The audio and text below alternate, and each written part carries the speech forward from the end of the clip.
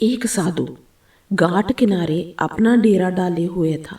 वहां वह धूनी रमा कर दिन भर बैठा रहता और बीच बीच में ऊंची आवाज में चिल्लाता, जो चाहोगे सो पाओगे। उस रास्ते से गुजरने वाले लोग उसे पागल समझते थे।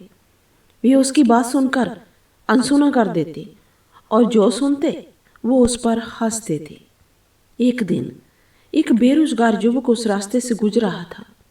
साधु की चिल्लाने की आवाज उसके कानों में पड़ी, जो चाहोगे सो पाओगे, जो चाहोगे सो पाओगे।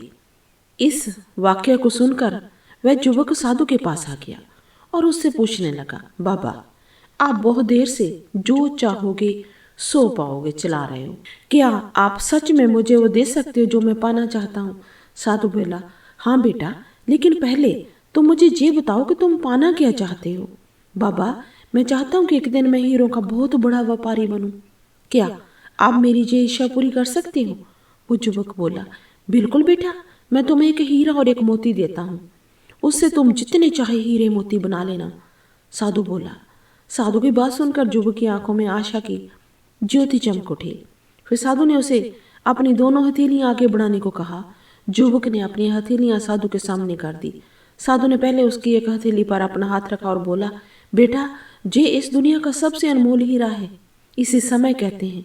इसे जोर से अपनी मुट्ठी में जकड़ लो। इसके द्वारा तुम जितने चाहे उतने हीरे बना सकते हो। इसे कभी अपने हाथ से निकलने मत देना। फिर साधु ने अपना दूसरा हाथ युवक की दूसरी हथेली पर रखकर कहा, बेटा, ये दुनिया का सबसे कीमती मोती है। इसे धैर्य कहते हैं। जब किसी कार्य में समय लगने के बाद भी आपको अपनी इच्छा के अनुसार परिणाम प्राप्त ना हो तो इस धैर्य नामक मोती को दान कर लेना। यदि वह मोती तुम्हारे पास है तो इस दुनिया में जो चाहो वो हासिल कर सकती हो।